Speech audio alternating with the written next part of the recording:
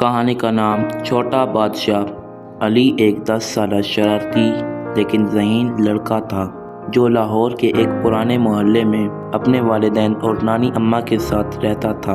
وہ اسکول میں ٹھیک ٹھاک تھا لیکن اس کا اصل شوق پرانے وقتوں میں بادشاہوں والی کہانیاں پڑھنا اور سننا تھا۔ ہر رات سونے سے پہلے اس کی نانی اماں کوئی نہ کوئی مہماتی داستان ضرور سناتی۔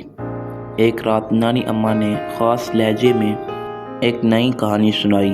بیٹا، ایک ایسا بادشاہ تھا جسے ایک دن کے لیے چنا گیا تھا مگر وہ اس کا دن پوری زندگی بدل دیتا ہے۔ علی ہنستا، نانی اماں ایک دن میں کون بادشاہ بن سکتا ہے؟ نانی اماں نے مسکرا کر کہا، کبھی کبھی قسمت ایک دن میں سب کچھ بدل دیتی ہے۔ علی کو پتہ نہیں چلا وہ کب سوتے سوتے کہانی کا حصہ بن گیا۔ سلطنت گلزار، خواب یا حقیقت؟ علی کی آنکھ کھلی تو اس نے خود کو ایک سونے کے شاندار بستر پر پایا۔ کمرہ قیمتی پردوں، قالینوں اور فانوس سے سجا ہوا تھا۔ اچانک دروازہ کھلا اور کئی خادم اندر آئے۔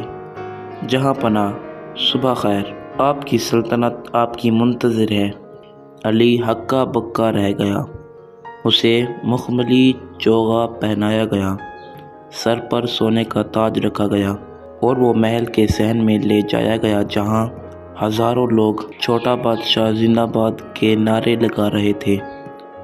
پہل سب کچھ بہت مزیدار لگا۔ علی نے اعلان کیا، سب کو مٹھائی مفت ملے گی، بچوں کی چھٹی۔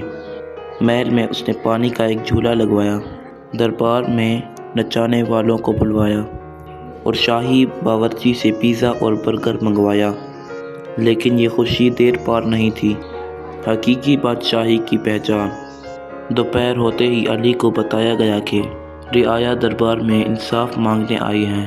ایک کسان آیا جس کی فصل جل گئی تھی، ایک ماں جس کا بیٹا بیمار تھا اور ایک لڑکی جس کا باپ قید میں ڈال دیا گیا تھا۔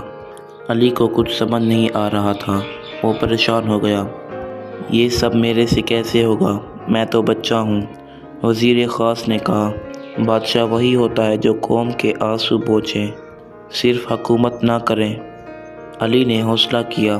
اس نے بیمار بچے کے لیے طبیب بھیجا، قیدی کو انصاف دلایا اور کسان کے لیے کھانے کا بندوبست کیا۔ اسے احساس ہوا کہ بادشاہی صرف طاقت کا نام نہیں، یہ ایک بہت بڑی ذمہ داری ہے۔ خطرہ اور فیصلہ۔ شام ہوتے ہی ایک اور بڑی خبر آئی۔ سلطنت کے دشمن راجہ کالی داس نے حملے کی تیاری کر لی۔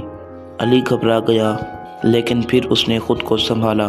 اس نے اعلان کیا، میں آخری وقت تک اپنی رعایا کے ساتھ رہوں گا۔ علی نے سپاہیوں کو جوش دلایا، ہتھیار تیار کروائے اور خود مورچے پر پہنچ گیا۔ دشمن کی فوج قلعے کے باہر آ چکی تھی لیکن علی نے جنگ سے پہلے خود دشمن کے سالار سے بات کی۔ اپنی ذہانت، نرمی اور انصاف سے اس نے صلح کروا لی۔ سلطنت بچ گئی بغیر کسی جنگ کے۔ واپسی۔ جیسے ہی سب نے زندہ باد چھوٹا بادشاہ کے نعرے لگائے، آسمان پر روشنی چمکی اور سب کچھ دھندلا گیا۔ علی نے آنکھ کھولی تو واپس اپنے بستر پر تھا، اپنے کمرے میں۔ نانی اماں اسے دیکھ کر بولی، اٹھ گئے بادشاہ سلامت؟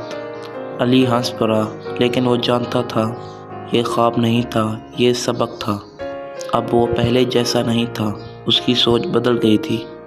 اس نے فیصلہ کیا کہ وہ بڑا ہو کر سچ مچ کا بادشاہ بنے گا، ایسا بادشاہ جو دلوں پر راج کرے۔